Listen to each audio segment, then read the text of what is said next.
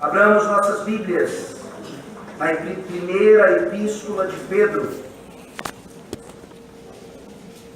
1 Pedro, capítulo 2. Eu farei a leitura a partir do versículo 11 até o versículo 7 do capítulo 3. Uma leitura longa, mas necessária para entendermos o sermão de hoje à noite, que já abre o capítulo 3, versículos 1 e 2. A mensagem, então, em 1 Pedro, capítulo 3, versículos 1 e 2, mas a leitura será a partir do versículo 11 do capítulo 2 até o versículo 7 do capítulo 3. 1 Pedro, capítulo 2, versículo 11, esta é a palavra da salvação. Amados, exorto-vos, como peregrinos e forasteiros que sois, a vos absterdes das paixões carnais, que fazem guerra contra a alma, mantendo exemplar o vosso procedimento no meio dos gentios, para que naquilo que falam contra vós outros, como de malfeitores, observando-vos em vossas boas obras, glorifiquem a Deus no dia da visitação. Sujeitai-vos a toda instituição humana por causa do Senhor, quer seja o rei como soberano, quer as autoridades como enviadas por ele, tanto para castigo dos malfeitores, como para louvor dos que praticam o bem. Porque assim é a vontade de Deus, que pela prática do bem façais emudecer a ignorância dos insensatos, como livres que sois, não usando, todavia, a liberdade por pretexto da malícia, mas vivendo como servos de Deus. Tratai todos com honra, amai os irmãos, temei a Deus, honrai o rei. Servos, sede submissos com todo o temor ao vosso Senhor, não somente se for bom e cordato, mas também ao perverso, porque isto é grato, que alguém suporte tristezas, sofrendo injustamente, por motivo da sua consciência para com Deus. Pois que glória há, se pecando e sendo esbofeteados por isso, o suportais com paciência? Se, entretanto, quando praticais o bem, sois igualmente afligidos e o suportais com paciência, isto é grato a Deus. Porquanto para isto mesmo fostes chamados, pois que também Cristo sofreu em vosso lugar, deixando-vos exemplo para seguirdes os seus passos, o qual não cometeu pecado, nem dolo algum se achou em sua boca. Pois ele, quando ultrajado, não revidava com ultraje, quando maltratado, não fazia ameaças, mas entregava-se àquele que julga retamente, carregando ele mesmo em seu corpo, sobre o madeiro, os nossos pecados, para que nós, mortos para os pecados, vivamos para a justiça, por suas chagas fostes sarados. Porque estáveis desgarrados como ovelhas, agora, porém, vos convertestes ao pastor e bispo da vossa alma.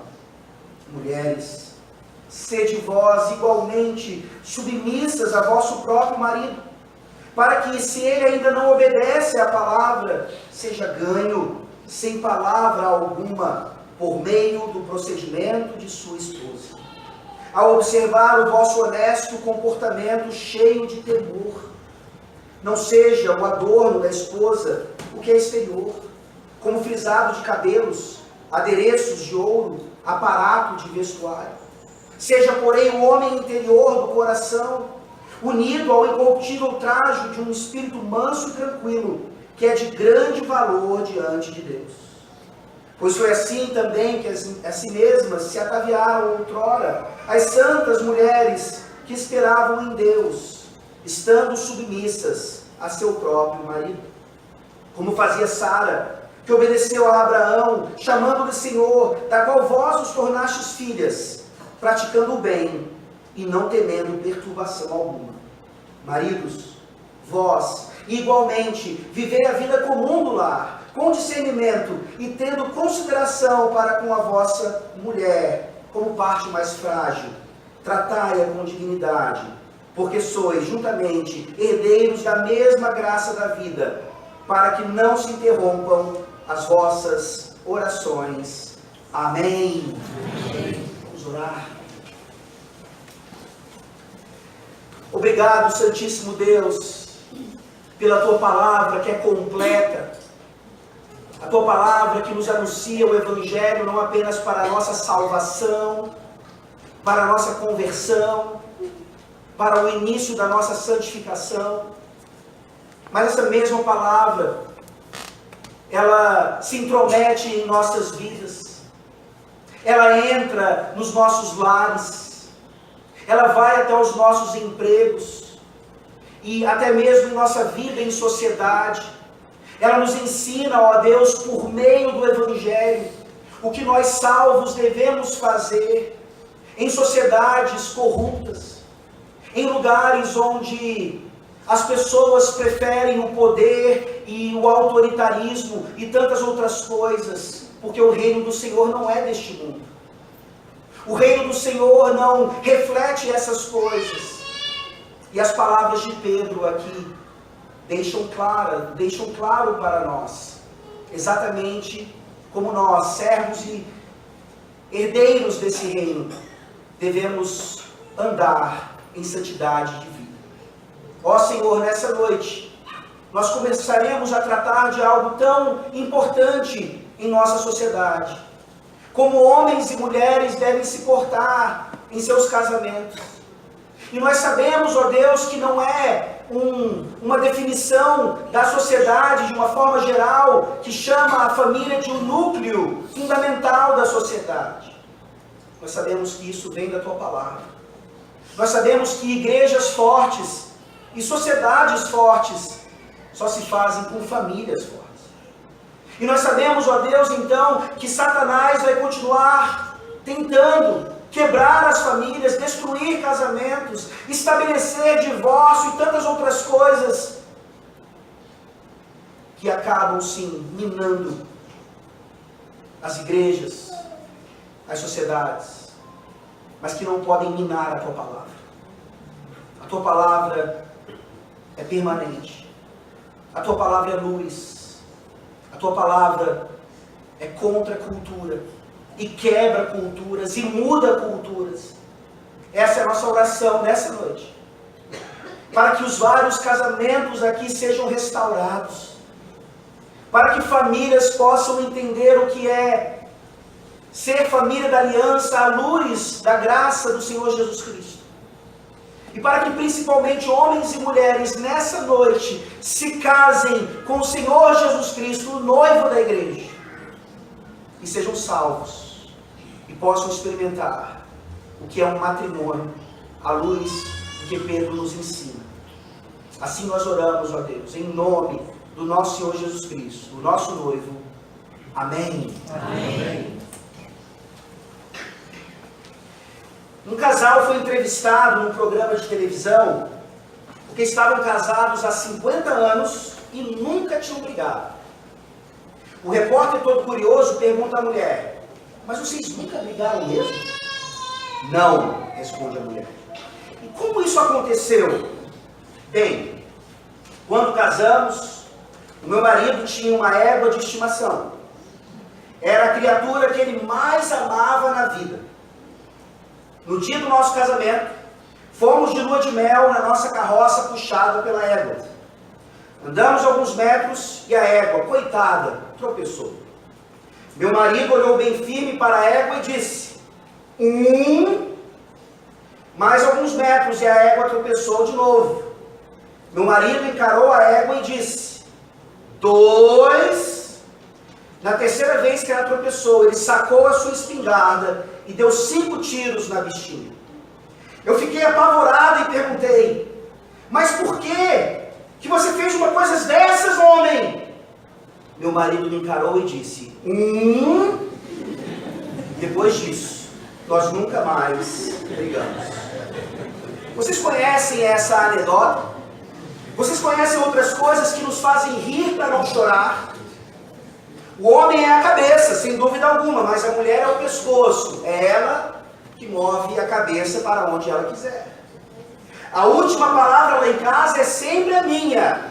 Sim, senhora. Outros desses adágios ou anedotas populares nos mostram a infelicidade de lares onde essas coisas acabam acontecendo de fato. Uma usurpação da função do homem e uma usurpação da função da mulher. Quem é que manda na sua casa? Essa pergunta é uma pergunta importante não apenas para os casados. Vocês solteiros aqui de qualquer idade têm hoje, a partir da primeira epístola de Pedro, nessa porção do capítulo 3, que começa a nos ensinar a respeito dessas relações, aplicações importantes para as suas vidas. E no mínimo, para que você ore mais pelos casamentos dentro da igreja. Para que nós entendamos qual é a vontade do Senhor para aquilo que nós chamamos de matrimônio. Para que nós realmente não deixemos entrar na igreja ventos de doutrina que acabem então moldando o casamento do crente de forma a abraçarmos o século 21 e todas as suas influências. Quando nós lemos 1 Pedro, capítulo 2, a partir do versículo 11, nós aqui nos lembramos dos domingos passados, em que podemos resumir então, por meio de 3 palavrinhas, o que é que Pedro está fazendo para chegarmos a essa porção e entendermos qual é a relação entre homem e mulher no sagrado matrimônio. Ele fala então a primeira palavrinha, submissão, lá no versículo 13, submissão ou sujeição a toda instituição humana. Ele continua então na mesma toada, dizendo submissão agora, lá no ambiente de trabalho. E ele então parece fazer aqui uma preparação, tanto para apoiar o que ele falou antes, como para antecipar o que vem depois. Ele fala sobre a submissão de Cristo, e submissão essa até a cruz, e cruz do Calvário. Nós vimos ali que na submissão de Cristo, no versículo 24, ele carregou em seu corpo, sobre o madeiro, os nossos pecados, para que nós, mortos para os pecados, vivamos para a justiça, por suas chagas fomos sarados. Se você está aqui nessa noite, essa é a esperança do seu casamento. Essa é a esperança da restauração do seu casamento. Essa é a esperança para você que ainda quer se casar. Essa é a esperança para você que tem o privilégio de ser marido e esposa à luz do que a Bíblia ensina. E deixe-me perguntar honestamente ao seu coração: quão temeroso você é de se casar? Como são suas experiências em relação ao casamento? Talvez você olhe para uma passagem como essas e você consiga ver algo utópico. É impossível, pastor, chegar nesse nível. Eu não vejo na igreja exemplos assim, muito pelo contrário. E nós aqui então lutamos e insistimos para que isso não seja uma mera utopia, mas seja a verdadeira esperança. Nem que comece hoje. Nem que você tenha 20 anos de casamento, e que hoje então você comece a experimentar isso aqui. Essa é a obra do Evangelho do Senhor Jesus Cristo, que nos salva individualmente, que garante a nossa perseverança até a glorificação, mas que também transforma casamentos, relacionamentos, famílias. A graça do Senhor é de fato poderosa assim.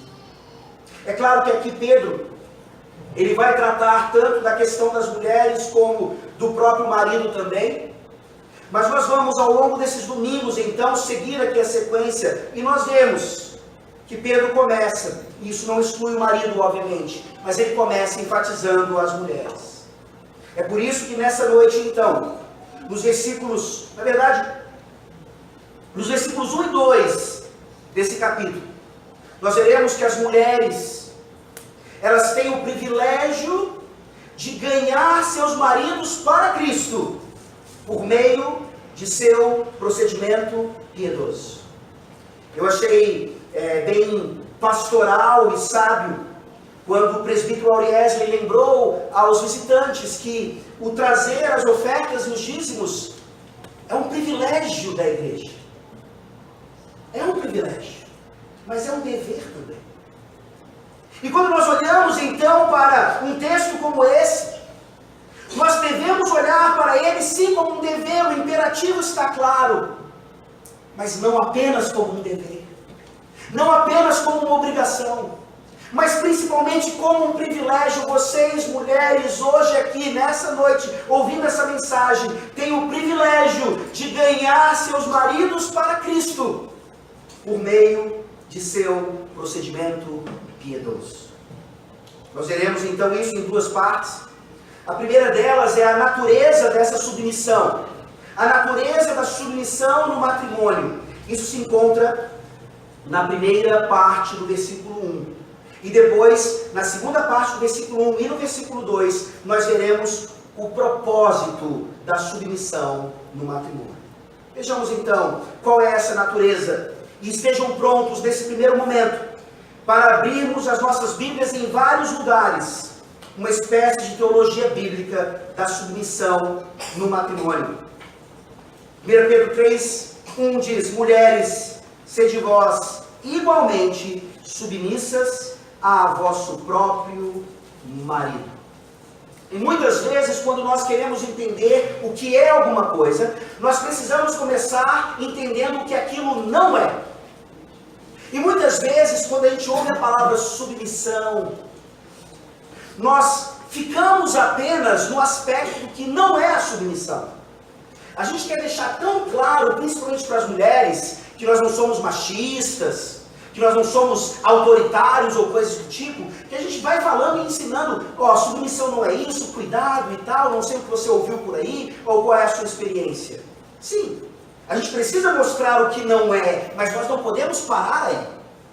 Não precisamos ter receio de dizer que há algo positivo na submissão, obviamente, e muitas vezes isso fica obscurecido pela negatividade com a qual nós recebemos a ideia de submissão. Então, em primeiro lugar, o que não é submissão? Você já deve ter ouvido esse trocadilho por aí, eu já ouvi muitas vezes. E aí, um marido que não quer meio que estragar o seu relacionamento com a sua esposa, achando que isso o faria, ele diz que submissão, na verdade, é uma junção de duas palavras: sub e missão. Ou seja, o homem e a mulher, na verdade, não têm uma relação de autoridade e submissão nesse sentido. Não é algo superior ou inferior. Eles estão debaixo de uma mesma missão. Estão caminhando juntos.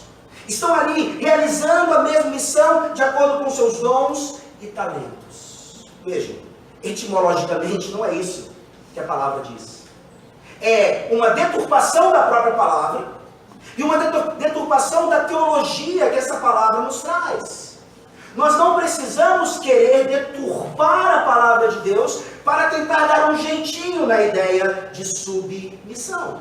Claro, o homem e a mulher estão debaixo de uma mesma missão, mas isso não impede o fato de Deus ter determinado que existe uma relação de superioridade e inferioridade, que em nada inferioriza as mulheres.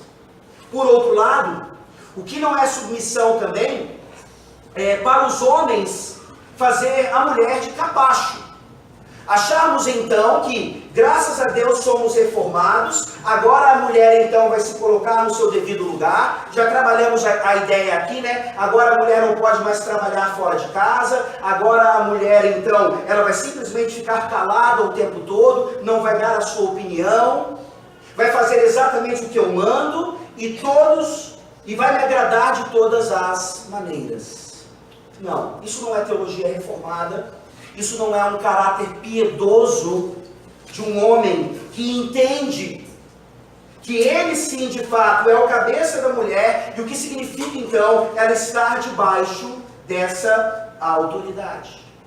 Então, nesse sentido, submissão também não é, como nós vimos na questão do trabalho e do Estado, obedecer à autoridade em todas as coisas. Já está claro aqui. Pedro fala, obedeça e se submeta a Nero. Obedeça e se submeta ao seu chefe, mesmo ele sendo alguém perverso. Mas, se ele mandar você desobedecer a palavra de Deus, desobedeça. Nós vemos isso ensinado nas Escrituras Sagradas. A chamada desobediência civil. E até mesmo aplicando isso à igreja, a desobediência eclesiástica. Quando, por exemplo, uma autoridade eclesiástica manda que um membro da igreja faça algo contrário à palavra de Deus. Não devemos submissão nesses casos de modo algum. Muito menos a esposa deve obedecer ao seu marido quando este a faz pecar. Temos então aqui uma definição exata do que não é a submissão. Poderíamos trabalhar um pouquinho mais isso, mas creio que agora, quando nós olhamos para o que é a submissão, nós temos a completude do pensamento. É exatamente nesse ponto que as mulheres devem se sentir honradas e privilegiadas por tamanho mandamento. Serem submissas aos seus próprios maridos. Aqui nós começamos então a nossa viagem pelas Escrituras. Abra por favor a sua Bíblia em Gênesis capítulo 2, versículo 18.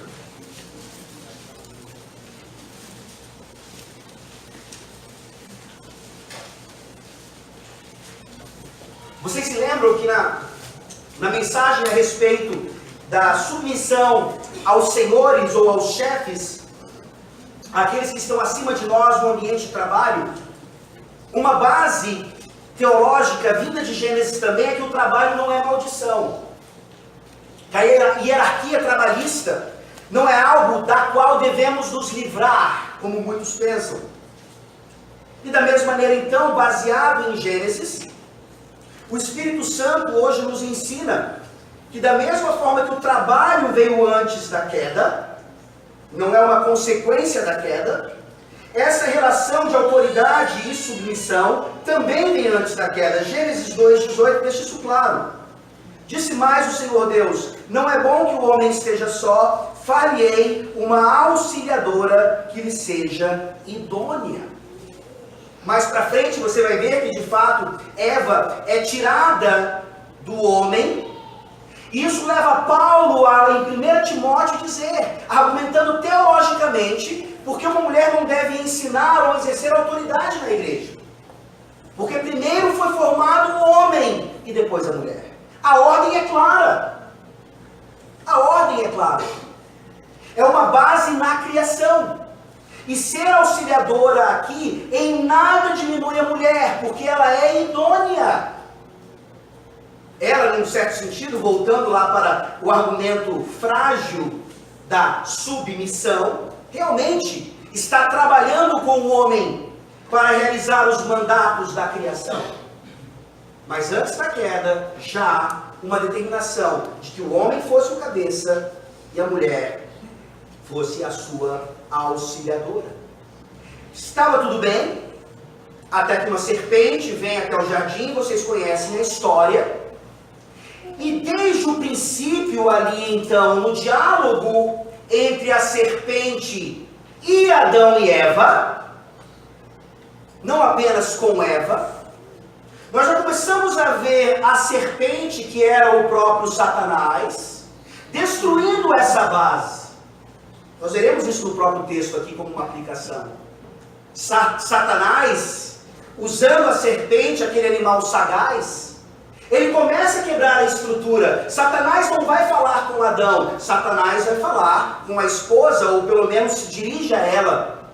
Adão permanece calado.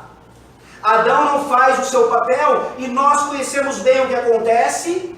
Ambos tomam do fruto e comem, acabam pecando, a morte entra no mundo, e agora eles precisam ser resgatados. E agora eles precisam ser revestidos com a justiça daquele que é prometido em Gênesis 3,15, a semente da mulher. E é interessante como aqui então, Deus começa a lidar com o pecado do homem e suas consequências, trazendo restauração para ele. E nós lemos então em Gênesis 3,16. E a mulher disse: multiplicarei sobremodo os sofrimentos da tua gravidez, em meio de dores darás à luz filhos. O teu desejo será para o teu marido, e ele te governará. E essa segunda parte aqui, então, de Gênesis 3,16, é uma dos textos bíblicos mais mal interpretados, juntos com vários outros que nós conhecemos. Porque aqui, as feministas evangélicas dos nossos dias, existe isso, infelizmente, elas olham para esse texto e dizem: viu? Aquilo que Deus estava fazendo ali era uma consequência da queda. Ele estava punindo o homem e a mulher em uma relação de autoridade e submissão, mas agora que Cristo veio, não existe mais homem nem mulher, nem grego nem judeu, todos são iguais em Cristo Jesus, e pela sua graça bendita, essa relação de autoridade e submissão, fruto da queda, não existe mais. Não é isso que o texto está dizendo. O que o texto está nos ensinando, muito pelo contrário, é o que aconteceria agora, por causa da queda de fato. A relação autoridade e submissão ficaria demonstrada por meio do desejo da mulher em usurpar o lugar e a função do homem, e esse, por sua vez, a trataria com muita força e sofrimento. Você quer ver como nós entendemos isso? Abra sua Bíblia agora em Gênesis capítulo 4, versículo 7. É exatamente a mesma expressão usada aqui. Agora, uma expressão usada para manifestar a relação entre Caim e o pecado. Gênesis 4, versículo 7. Se procederes bem, não é certo que serás aceito? Se todavia procederes mal, eis que o pecado jaz à porta. O seu desejo será contra ti, mas a ti cumpre dominá-lo. São as mesmas palavras. Num espaço curto de tempo, esse texto joga luz a Gênesis 3,16, entendendo que agora o desejo da mulher, por causa da queda, é contra o marido. Ela não quer se submeter. Ela pode mais, ela merece mais. Ela tem que ter salários iguais, ela tem que ter igualitarismo em todas as coisas.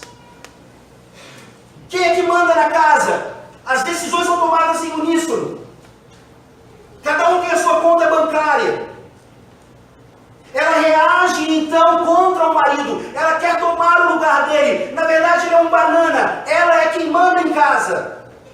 E o marido, por sua vez, então, agora instigado pelos seus colegas de trabalho, começa a agir com aquela mulher de forma completamente autoritária. Ele vai mostrar: quem manda aqui sou eu.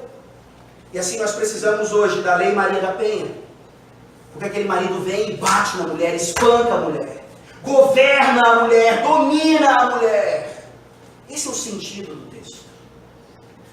Uma demonstração de que a partir daquele momento, por causa da queda, infelizmente, até a restauração final de todas as coisas, a autoridade e submissão passariam por esse desequilíbrio. Mas no próprio texto nós temos esperança já. Vá comigo agora para Gênesis 3, versículo 20. Olha que coisa maravilhosa. O pecado está sendo tratado. Deus de fato traz maldições, tanto à serpente, como à mulher, como ao próprio homem. Mas no meio das maldições ele traz graça, ele traz restauração, ele traz promessas que seriam cumpridas principalmente na cruz do Calvário. Olha que coisa maravilhosa agora, vendo que Adão entendeu a mensagem, Gênesis 3, versículo 20. Depois de ter recebido então, como homem, as maldições e as bênçãos de Deus, ele responde pela graça do Espírito Santo. E deu ao homem o nome de Eva, sua mulher, por ser a mãe de todos os seres humanos. Vocês se lembram o que aconteceu assim que eles pecaram e Deus vem até eles? Eles começam a brigar. Adão acusa ou culpa Eva, Eva por sua vez culpa a serpente. Eles não têm mais harmonia. Mas Deus traz então, por meio de tratamento do pecado e satisfação ou solução desse mesmo pecado, o entendimento de que Adão realmente precisava resgatar a autoridade e a submissão na primeira família, no primeiro casal da terra. O que significa Adão dar o nome aqui de Eva? Esposas, como é que vocês se sentiriam se hoje fosse uma lei civil que quando você se casasse, nós homens pudéssemos mudar o nome de vocês? Não, Alessandra, não. Que tal Priscila? Prisca? Não, esse nome não. Eu vou manifestar o meu papel de autoridade e mudar o seu nome. Graças a Deus que esse versículo não nos ensina isso. Mas esse versículo nos ensina que naquele primeiro casal, que estabeleceria agora todas as famílias da terra, Adão demonstrou autoridade dando nome à sua esposa. Assim como nós damos nomes a animais, assim como nós damos nomes a filhos, Adão está resgatando o seu papel. Ele está dizendo aqui, num certo sentido, confessando: eu deveria ter falado com a serpente, eu deveria ter agido contra a serpente, mas eu fiquei em silêncio, eu fiquei calado, mas agora não, eu dou o nome da minha esposa de Eva, quem manda aqui sou eu. Mas não é qualquer forma de autoridade. Qual é o nome que ele dá a Eva? Ele dá um nome que a exalta, ele dá um nome que mostra quem ela é. Ele dá um nome maravilhoso dizendo que ela seria a mãe de todos os seres humanos. A mulher continua no seu lugar, mas ela não está humilhada. A mulher agora entende o que é ser mãe, ter o privilégio de ser mãe. Aquela do qual o Messias viria, gerações e gerações depois. Gênesis 3:20 começa a mostrar para nós o que é submissão verdadeira. Um homem que exerce a sua autoridade em serviço e em amor, como nós vimos em Efésios capítulo 5. E uma mulher que responde a isso então, com respeito e todo o carinho e toda a submissão. Voltemos agora então lá para 1 Pedro. Nós entendemos à luz das Escrituras o que é submissão. Nós entendemos então, apesar das influências da cultura, o que não é submissão.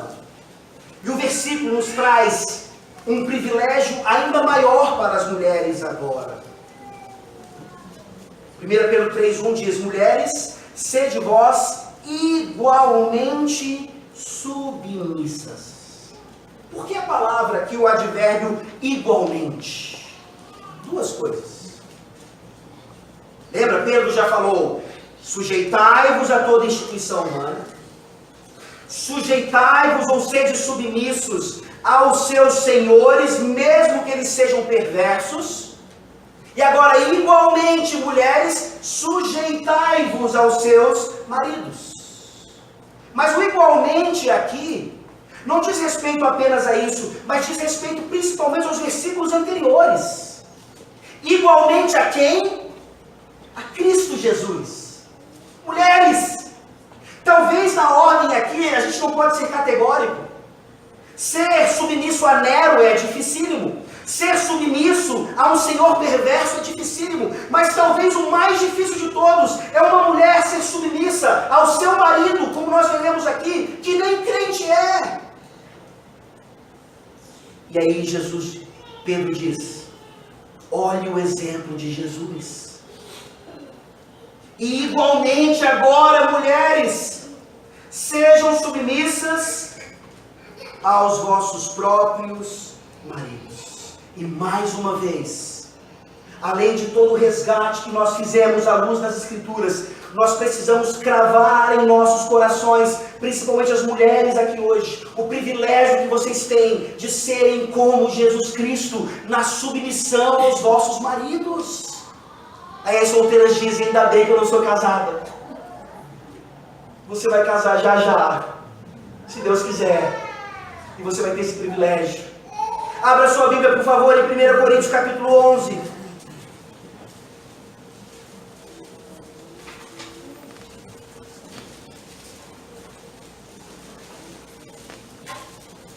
Primeiro Coríntios capítulo 11. Como nós perdemos tempo útil aqui, achando que esse texto traz uma implicação primordial, se devemos ou não usar véu, as mulheres no culto público. Sim, precisamos tratar desse assunto, mas essa não é a prioridade do texto. A prioridade do texto é exatamente aquilo que significa uma mulher ser igualmente submissa a uma autoridade, como Cristo foi, como Cristo é. Vejam aí 1 Coríntios capítulo 11, a partir do versículo 2. De fato, eu vos louvo, porque em tudo vos lembrais de mim, e retendes as tradições, assim como vou-las entreguei. Quero, entretanto, que saibais ser Cristo o cabeça de todo homem, e o homem o cabeça da mulher, e Deus, claramente aqui o Pai, o cabeça de Cristo, o Filho. Todo homem que ora ou profetiza tendo a cabeça coberta, desonra a sua própria cabeça. Toda mulher, porém, que ora ou profetiza com a cabeça sem véu, desonra a sua própria cabeça, porque é como se a tivesse rapada. Vejam então que Paulo primeiro introduz a teologia trinitariana, para então fazer a aplicação. E essa é a teologia que Pedro está trazendo aqui. Igualmente a Cristo, mulheres, Cristo foi submisso ao Pai. Deus Pai é o cabeça de Cristo, o Filho, e isso não inferioriza o Filho. Ele é tão Deus quanto o Pai. Ele merece tanta honra quanto o Pai. Ele merece, como nós vimos hoje de manhã, tanto louvor quanto o Pai. E assim nós tratamos o Espírito também, que procede do Pai e do Filho. Mas apesar disso, o Pai é a primeira pessoa, o Filho é a segunda pessoa, e o Espírito é a terceira pessoa. E não há qualquer inferioridade nisso tudo. Jesus não levou ou tomou como usurpação o ser igual a Deus. Nós não vemos o Pai, o Filho e o Espírito na eternidade. Quando eles realizaram o conselho da paz, tratando de como salvaria a humanidade caída, nós não vemos o Filho dizendo: por que você não vai, Espírito, e morre na cruz? Pai, eu não vou, porque isso é ser inferior, eu prefiro ficar no meu alto e sublime trono. Ele se inclina, ele se submete, ele é sujeito ao Pai, ele é submisso ao Pai, ele entende a sua função, e de modo algum isso o diminui. Isso significa então, mulheres, que num certo sentido, se relacionando ao marido, vocês têm um privilégio que nós não temos. Além de dar à luz filhos, vocês conseguem refletir o caráter de Jesus Cristo, sendo submissos aos vossos maridos, enquanto nós, maridos, não temos esse privilégio. Nós somos chamados para sermos cabeça, para sermos autoridade, e não temos o privilégio, então, de demonstrar com alegria o que significa ser submisso ou submissa, como Cristo assim foi. Toda a teologia, então, nos aponta exatamente para isso. E nesse momento, então, os seus ouvidos e os seus corações não deveriam estar mais cerrados ou fechados a essa ideia que parece tão antiquada, que que parece tão não se encaixar com os dias de hoje, que parece algo que deveria ser tirado das Escrituras Sagradas. Não faz sentido uma mulher bem-sucedida em vários aspectos da vida ouvir uma palavra tão dura como ser submissa ao vosso próprio marido, como Cristo foi submisso a Deus Pai. Não há impiedade alguma nessa palavra. A piedade completa, a graça completa, a restauração completa. E nesse sentido nós entendemos por que Pedro diz: sede submissas a vosso próprio marido. E aqui nós cometemos erros gravíssimos dentro do nosso próprio contexto reformado, calvinista.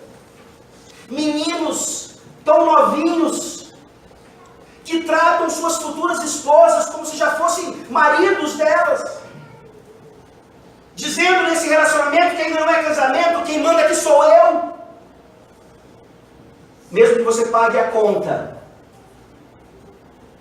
você não manda na sua namorada, na sua noiva, ela não é a sua esposa. Meninas, o seu namorado, o seu noivo não é o seu marido. Cuidado, jovens, com a forma como vocês recebem essa teologia boa, e nós, pelo nosso próprio pecado, começamos a transformar as coisas naquilo que elas não são. Solteiras aqui em relacionamento, vocês não têm marido. A submissão que vocês devem hoje é ainda ao seu pai. Se você não tem pai, a sua submissão obviamente é a sua mãe e alguma figura masculina na igreja, de preferência um presbítero. Ser submissa ao seu próprio marido traz uma relação maravilhosa de cada núcleo familiar. De fato, tem primordialmente uma relação ali sacerdotal, pastoral. Eu digo a vocês agora, mulheres casadas, nessa noite, vocês devem em primeiro lugar submissão aos seus próprios maridos, e só então a autoridade eclesiástica. Por que eu estou dizendo isso? Porque o marido de vocês é responsável para ver se a autoridade eclesiástica nessa igreja está tratando da Bíblia como ela é. E se não estiver, o marido então vai dizer para a esposa: não obedeça. Ele não está ensinando a Bíblia. Ele está interpretando a Bíblia de acordo com os seus pensamentos e não de acordo com o Espírito Santo. E você deve submissão ao seu próprio marido.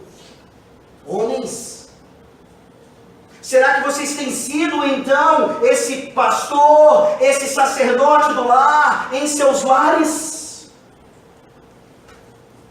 Isso vai ficar evidente aqui já já. Nós somos chamados então a sermos os próprios maridos de nossas esposas. Isso se encaixa tanto com o que nós ouvimos hoje no 10º mandamento na escola dominical com o professor, o presbítero Elano. Ele nos falou e confrontou os nossos corações acerca da falta de contentamento em relação a tantas coisas, bens materiais, situações de vida e tantas outras coisas. E ali ele poderia ter feito a aplicação que eu faço agora. Talvez nessa noite, você esposa, você não está contente com o marido que você tem. Você olha para os outros maridos da igreja, eles são tão mais piedosos, eles são tão mais crentes. Talvez você esteja em aflição há anos, dizendo ainda: o meu marido nem crente é. E essa palavra traz uma esperança maravilhosa, que talvez seja a forma do seu marido se converter ao Senhor. Valorize o seu marido. Valorize o que você tem. Você deve ser submissa ao seu próprio marido. Vocês sabiam que os maridos são ciumentos? Até da forma como você trata o pastor da igreja. Ah, o pastor é tão lindo. O pastor fala tão bem. O pastor merece presentes. Sim, ok. Mas imagine então como o seu marido ouve isso, especialmente se ele não é crente. Imagine como o seu marido vê a sua vida, em você preferindo até mesmo as coisas da igreja, do que estar com ele, do que passar tempo com ele, do que se dedicar com ele. Ele vai dizer: eu não quero saber desse pastor, eu não quero saber dessa igreja. É claro, minhas irmãs, que se seus maridos não são cristãos, e muitas vezes lhe tratam mal, a sua inclinação mais natural vai ser estar num ambiente onde você é tratada bem. E essa deve ser a igreja. Mas é exatamente isso que Pedro está tratando aqui.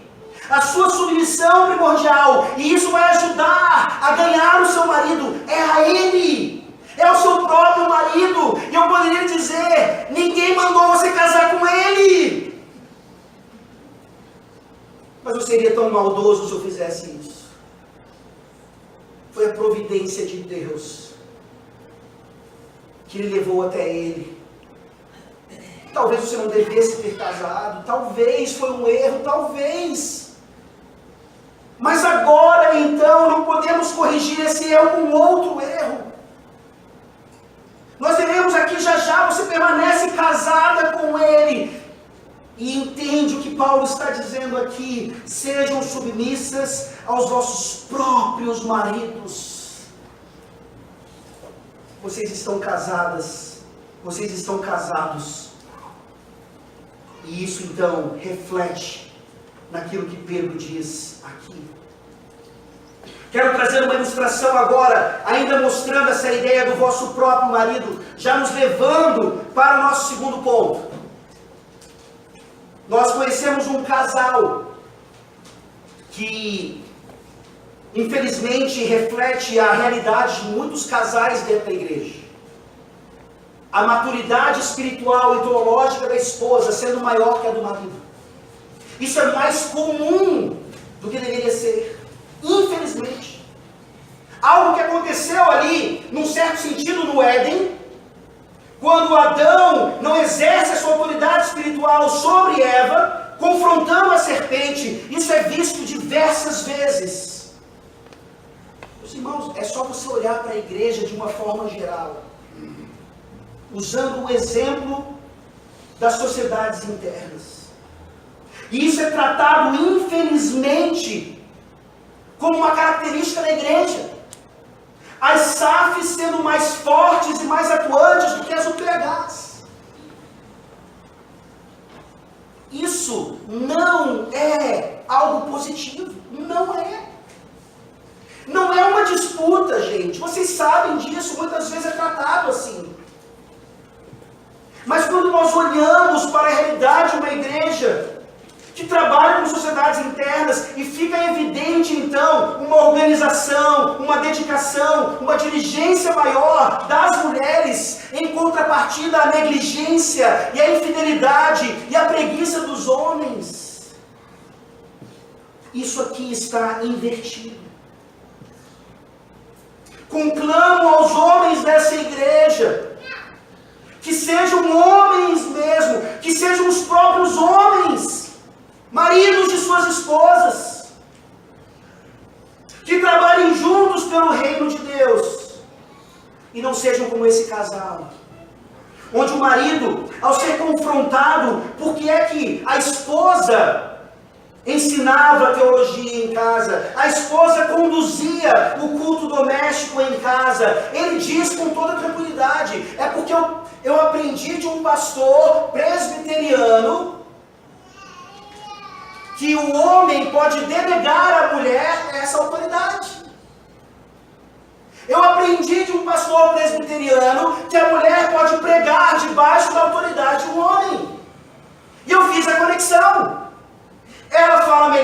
que eu, ela sabe mais teologia do que eu sou o cabeça, logo eu delego a ela a função teológica no meu lar.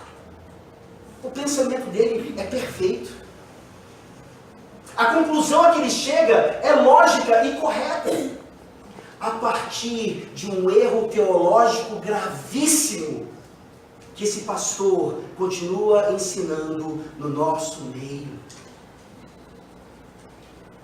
Nós não devemos entender a palavra de Deus nesse sentido. Sabe o que é mais irônico? É que se você, mulher, for realmente mais madura espiritualmente que o seu marido, você vai se submeter ainda mais. É um contrassenso. É um contrassenso. Você conhecer confissão de fé, você ler as Escrituras Sagradas, você se dedicar ao Senhor em oração, e ainda assim achar que deve ensinar o seu marido ou assumir a posição teológica na sua casa. Que coisa maravilhosa! Quanto mais piedosa a mulher, mais submissa a mulher, mas talvez você esteja pensando nesse momento exato, mas pastor, como é que eu faço então? Eu sou mais preparada que o meu marido teologicamente.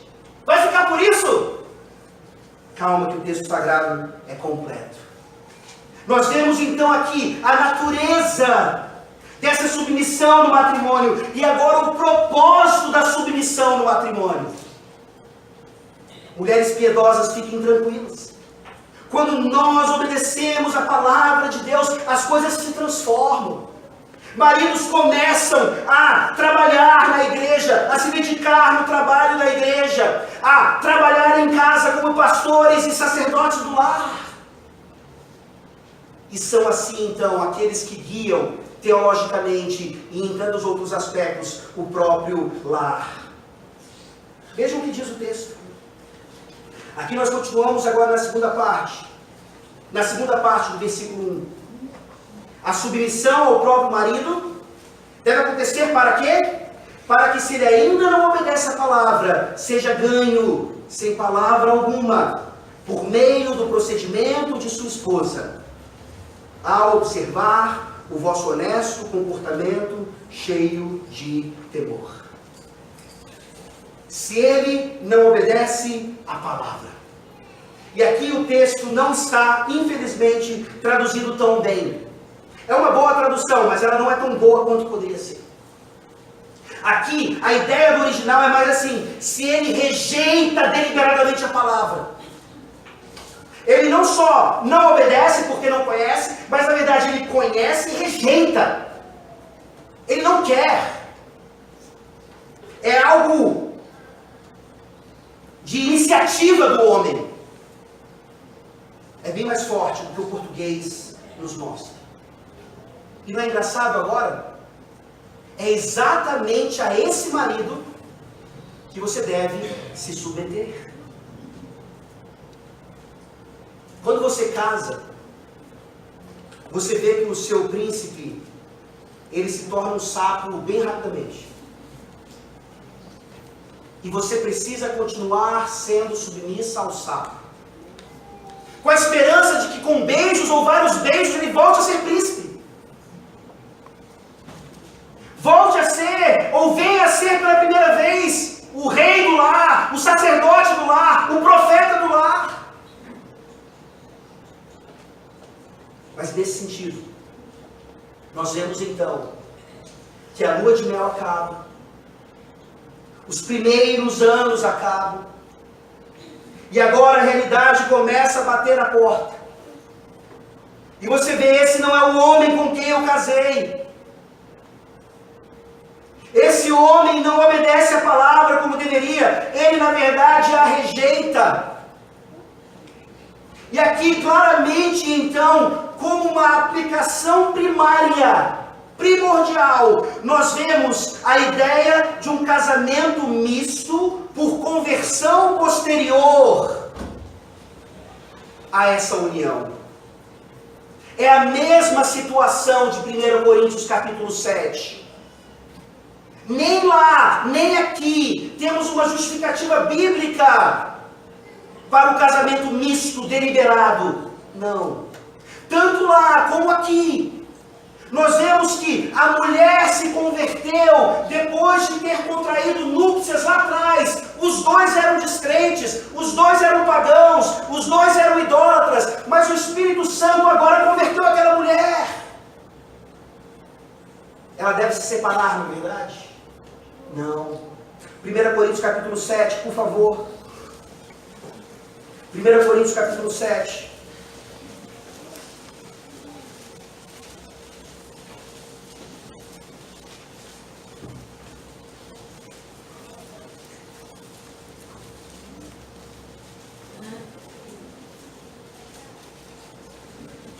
Coríntios 7, a partir do versículo 12. Aos mais digo eu, não Senhor. Se algum irmão tem mulher incrédula, e esta consente em morar com ele, não a abandone. E a mulher que tem marido incrédulo, e este consente em viver com ela, não deixe o marido. Porque o marido incrédulo é santificado no convívio da esposa, e a esposa incrédula é santificada no convívio do marido crente. De outra sorte, os vossos filhos seriam impuros, porém agora são santos. Mas se o descrente quiser apartar-se, que se aparte. Em tais casos, não fica sujeito à servidão, nem o irmão, nem a irmã. Deus os tem chamado à paz. Pois, como sabes, ó mulher, se salvarás teu marido? Ou como sabes, ó marido, se salvarás tua mulher? Vejam agora como isso se aplica perfeitamente aqui. O propósito para que a mulher então seja submissa ao seu próprio marido, especialmente se ele não obedece à palavra, se ele rejeita a palavra, é para que ele seja salvo. Mas você não sabe se isso vai acontecer. Você não deve abandoná-lo se ele não quiser sair. Claro que aqui nós temos vários aspectos da deserção. Uma coisa é o homem falar que quer continuar com você. Outra é ele continuar fazendo coisas que demonstram que ele não quer continuar com você. Nós trataremos disso em aplicações específicas.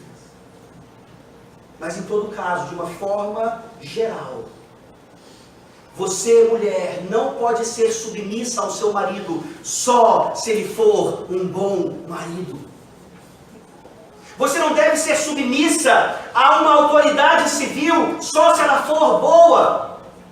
Você não deve ser submisso a um chefe só se ele for bom. É uma submissão incondicional. E mais uma vez isso vai de encontro aos nossos corações. É claro que é mais fácil ser submissa a um marido bíblico. Claro. Mas vocês estão vendo que é exatamente isso que Pedro está dizendo. Se o seu marido não for bíblico, separe. Se o seu marido não for bíblico, viva na igreja. Se o seu marido não for bíblico, tente ensiná-lo teologia. Não! Se o seu marido não for bíblico, seja sujeita a ele. Seja submissa a ele, especialmente se ele for um descrente. Mas claramente nós vemos uma aplicação secundária, mesmo que por inferência. Esse texto não está falando apenas a descrentes ou maridos descrentes, mas está falando também a nós homens, aqui, que já tivemos o confronto nessa noite. Uma vergonha para nós, se nossas mulheres são mais bíblicas do que nós. Vergonha! Vergonha, se nossas mulheres são mais dedicadas ao serviço do reino do que nós. Vergonha! Vergonha se essa igreja é caracterizada por uma SAF mais forte do que uma UPH. Vergonha! E mulheres então, sendo submissas aos vossos próprios maridos, vão reverter essa situação. A tentação à mulher, então, é tomar a iniciativa. A tentação, então, é dizer: meu marido não vai orar. então vou lá eu. Ah, meu marido não vai fazer isso, então vou lá eu. Isso começa no lar, vai para a igreja e invade toda a sociedade. Não é assim, biblicamente, que os maridos vão aprender. Não é assim que os maridos vão ser ganhos. E isso traz uma aplicação tão específica para nós, em nossos lares. Eu pergunto a vocês aqui, homens, eu me incluo nisso. Quem aqui toma a iniciativa de fazer o culto doméstico diariamente? Se são nossas esposas que pegam as Bíblias, se são nossas esposas que pegam os inários, isso é uma vergonha para nós. Vergonha!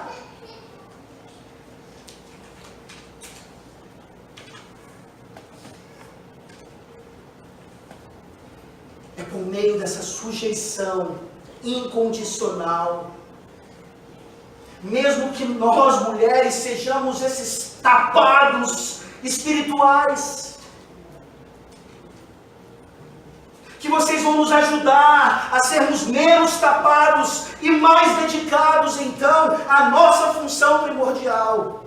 E aqui, obviamente, se a aplicação primordial é o marido descrente, é assim que ele vai ser salvo, é assim que ele vai ser ganho.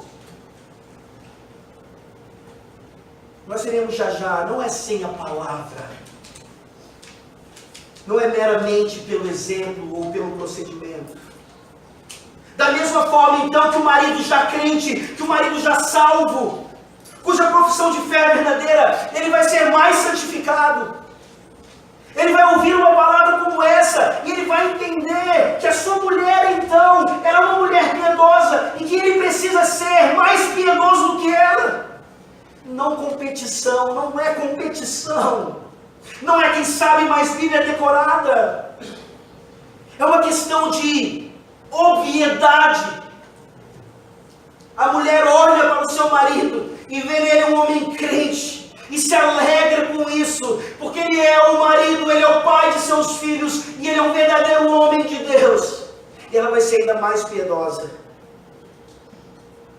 Mas nós olhamos para as nossas mulheres, e elas são piedosas, e elas vão aguentando as pontas, e nós continuamos em nossa inércia.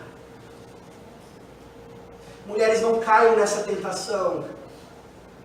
Vocês não precisam assumir o nosso posto. Vocês não precisam assumir as nossas funções. Aí alguém diria então, mas como, pastor, nós fazemos isso? O marido não quer trabalhar, o marido não quer orar, o marido não quer ser marido. Então a mulher piedosa, ela vai fazer o que Pedro está dizendo aqui. Isso aqui é graça, meus irmãos, é evangelho. A nossa tendência, você mulher, eu vou arregaçar as mangas, eu vou fazer então. Meu marido está me forçando para que isso seja pelas obras.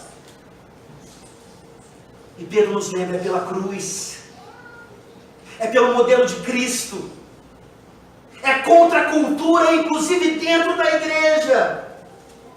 E aqui nós vemos então, ele vai ser ganho, principalmente o marido descrente. E em segundo lugar, o marido já crente será ainda mais santificado, sem palavra alguma. Essa aplicação é difícil para as mulheres, não é? Existe também uma ideia geral de que mulheres falam pelos cotovelos. Talvez não seja verdade, ou talvez seja. Mulheres são conhecidas como pessoas que falam demais e calam de menos. Mulheres que, até com boas intenções, fofocam demais, quando deveriam calar mais. Por favor, entendam que isso é talvez uma caricatura das mulheres, mas talvez não. E Pedro, então, aqui está nos chamando a uma volta ao Evangelho, quando, pela nossa própria ideia, pelo nosso próprio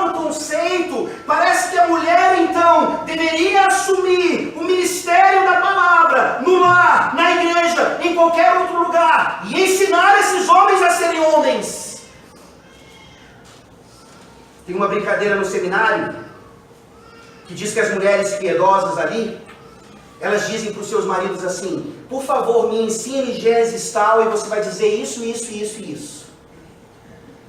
É uma brincadeira, tá?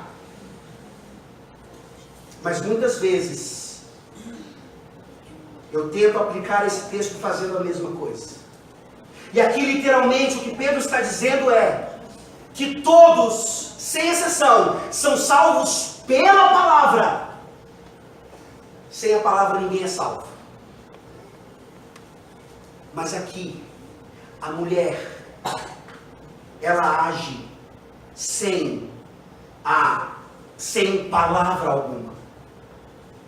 A primeira palavra aqui no versículo é a palavra de Deus. E sem palavra alguma é uma atitude que talvez seja um desafio para a mulher mesmo. Que mesmo que ela tenha que dizer alguma coisa, ela fique calada. Mesmo que ela tenha que reivindicar alguma coisa, ela fique calada. Controlar a língua não diz respeito apenas a não tagarelar ou quebrar o nono mandamento em vários aspectos, mas tendo que dizer alguma coisa que porventura trabalhasse na salvação ou na santificação do seu marido, saber que talvez seja a hora de calar. Porque Satanás pode usar isso para impedir o processo. É impossível evangelizar alguém sem a palavra de Deus. Aquele pensamento, ele pode num certo sentido estar correto e se encaixar aqui. Mas muitas vezes ele é tratado de forma errada. Um velho pai da igreja que dizia: eu vou sair pelas ruas para evangelizar, se necessário eu usarei palavras. Ele queria dizer então que pelo seu caminhar, pelo seu modo de viver, pelo seu procedimento, ele estaria pregando o evangelho falso. Você prega o evangelho, você anuncia o evangelho, você testemunha do evangelho com palavras. Mas obviamente, o seu comportamento traz autoridade àquilo. O seu comportamento então joga mais peso nisso. Não sei se essa é a conclusão a qual você chegou, mas deixe-me concluir para você. O que Pedro está dizendo é que mesmo que uma mulher seja mais preparada biblicamente do que o marido, e é claro que se ele for descrente, isso vai acontecer. Você, mulher, não deve ser mestre do seu marido. Você vai ser tentada a isso. Parece que é correto. Você vai ser pragmático em relação a isso. Mas se eu abrir a palavra e expor para ele a palavra, ele vai ser salvo. Não é isso que Pedro diz.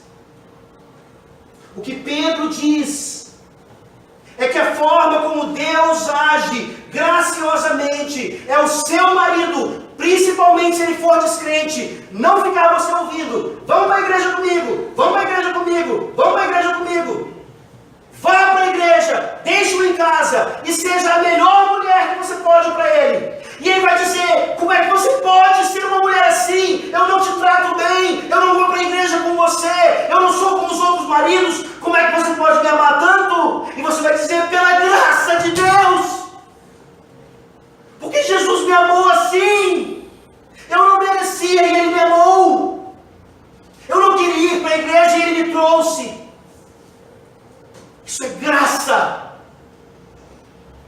E muitas vezes nós falamos demais e agimos de menos e impedimos a graça de Deus pelo seu evangelho maravilhoso.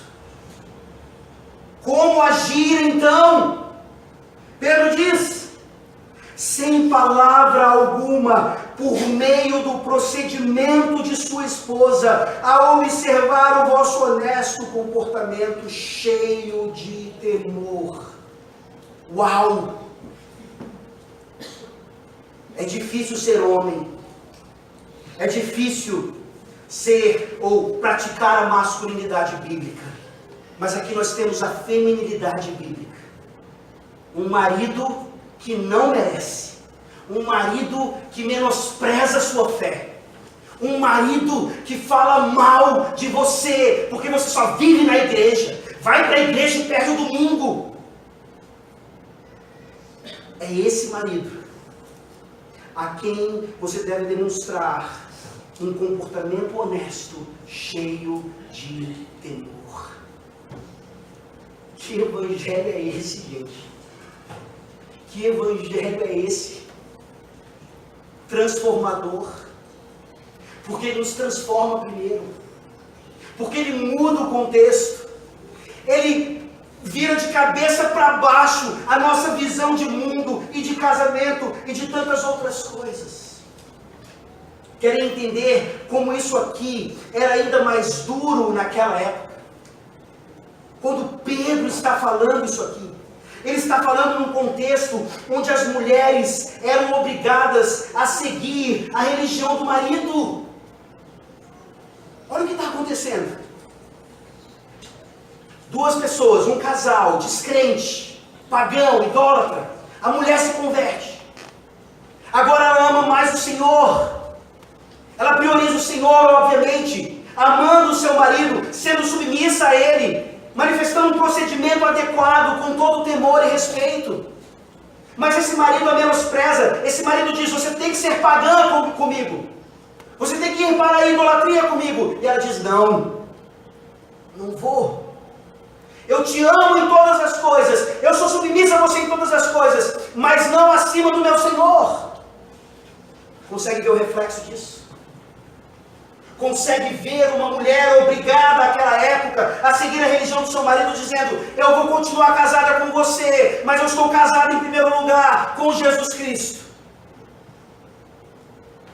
Esse bom testemunho dava então ao marido essa abertura para que a palavra de Deus viesse e fizesse morada no seu coração. Pedro não está dando uma fórmula mágica. Pedro não está aqui dizendo: se você fizer isso, inevitavelmente aquilo vai acontecer. Não. O que Pedro está dizendo é: você deve agir assim, em primeiro lugar, por obediência a Deus e em resposta à graça maravilhosa que Ele concedeu a você. E desse jeito, pela graça de Deus, talvez, porque Deus é soberano, o seu marido seja ganho. Isso dá esperança a você nessa noite, mulher? Se o seu marido não é do Senhor ainda, deveria dar toda a esperança. Isso dá esperança para você, mulher mais jovem que espera um casamento, entender que a realidade do matrimônio não é como um sonho, uma ilusão, mas envolve muito sofrimento e dedicação. Homens aqui nessa noite, será que nós vamos continuar atrapalhando as mulheres a serem submissas a nós, seus próprios maridos? Ou nós vamos dar uma forcinha maior para que elas sejam obedientes à palavra? Mais uma vez, eu temo que as nossas circunstâncias, a nossa cultura e tantas outras coisas nos deixem mais afastados do casamento do que desejosos por ele.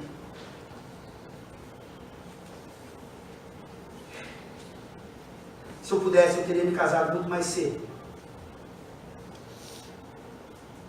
E eu continuo insistindo. Sei que não é simples. Mas vendo tantos jovens no nosso meio, sim, aproveitando a solteirice, aproveitando e servindo ao Senhor.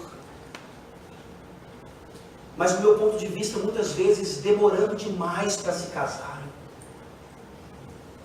Confronte o seu coração em relação a isso, tanto você mulher como você homem. Será que você não está demorando demais porque a experiência que você tem dos seus pais não é boa? Você não quer isso para você. experiência que você vê na igreja muitas vezes é uma experiência hipócrita. Você não quer isso para você. A esperança é que você, então, diferentemente dos seus pais, diferentemente de muitos casais na igreja, tenha um casamento assim. Essa é a esperança para os meus filhos. Que eles sejam mais santos do que eu. Que eles sejam mais santos do que a Alessandra. Que eles tenham casamentos mais bíblicos do que o nosso. Que os nossos netos sejam mais bem criados do que eles são. Essa esperança é maravilhosa. É maravilhosa e é baseada no Evangelho. De geração em geração, Deus vai trazendo mais graça, mais piedade. E a igreja vai se transformando. E os casamentos são desejados. E a taxa de divórcio vai lá para baixo. É algo natural. Quando nós com naturalidade aplicamos a palavra de Deus e vivemos pela graça do Evangelho. Eu gostaria de terminar dizendo então qual é o limite da submissão. Talvez nós fiquemos aqui em nossas conjecturas, mas pastores, se isso acontecer, e se aquilo acontecer. O bom dessa pergunta é que a resposta dela, ela não é tão objetiva quanto nós imaginamos.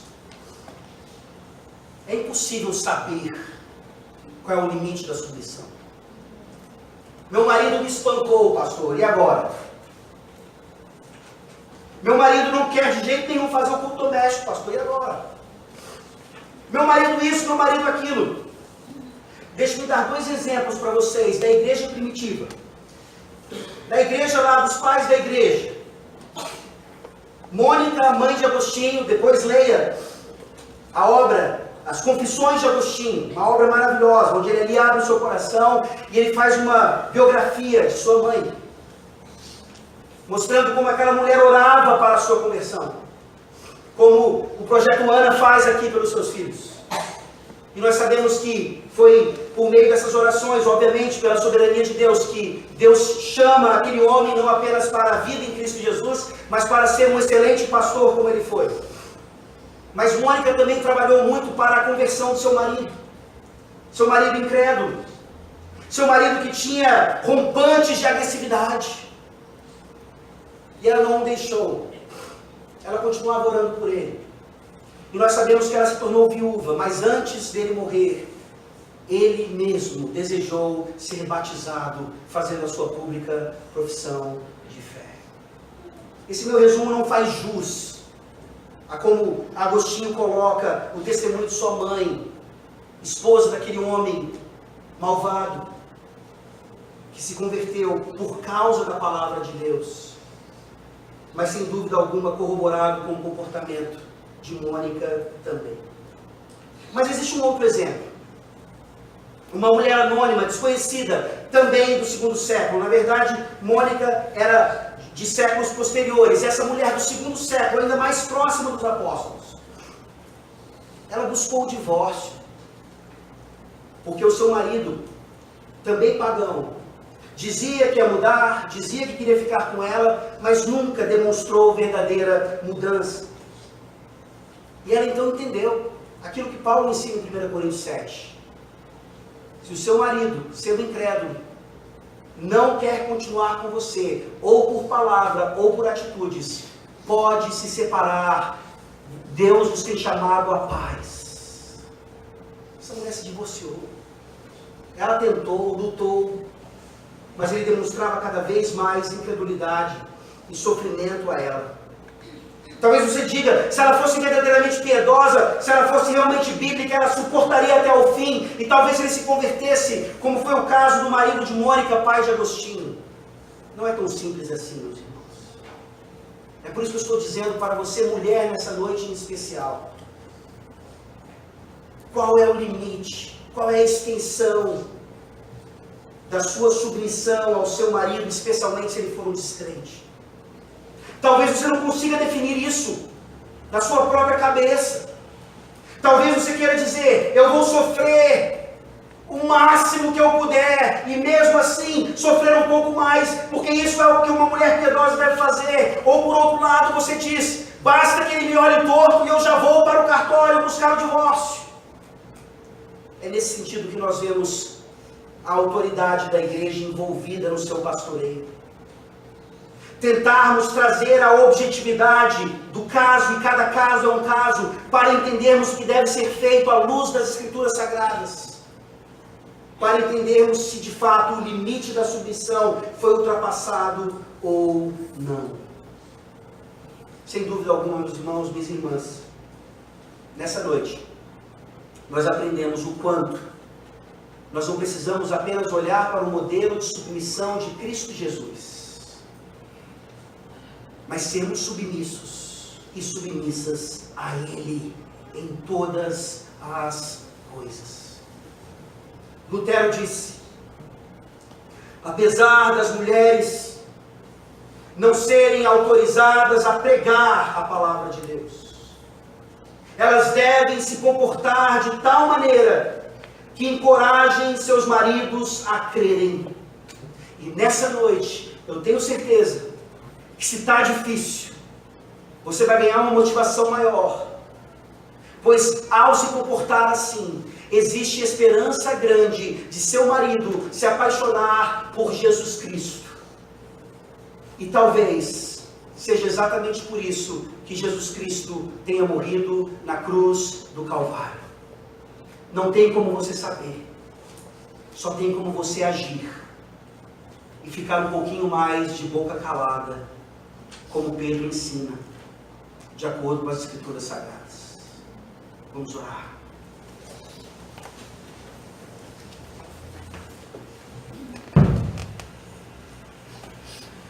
Ó Deus bendito, obrigado pela riqueza da Tua palavra. Obrigado pela manifestação do Teu Santo Espírito, nos mostrando que é graça real e não salvação por obras. Ó Deus, quantos homens nessa noite precisam de salvação? Eu peço a Tua bênção sobre cada um deles. Eu peço que o Evangelho da graça invada seus corações e pelo poder do Teu Santo Espírito eles sejam transformados em homens fiéis a Ti, casados contigo. E que aqueles que já são crentes, que foram confrontados nessa noite com a sua falta de espiritualidade, possam fazer um compromisso, renovar um compromisso com o Senhor e com as suas esposas, de que vão realmente obedecer à palavra ainda mais, servindo de modelo e exemplo como Cristo foi para a sua igreja, amando as suas esposas até a morte e purificando-as por meio da palavra. Ó Deus, abençoa os nossos jovens.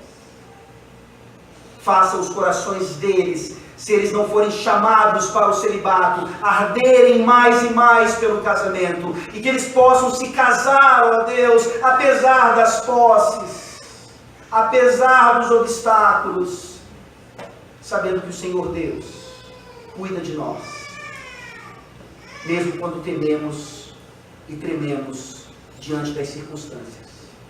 Ó Senhor, salva nessa noite, por meio da Tua palavra. Em nome de Jesus Cristo, é que nós oramos. Amém.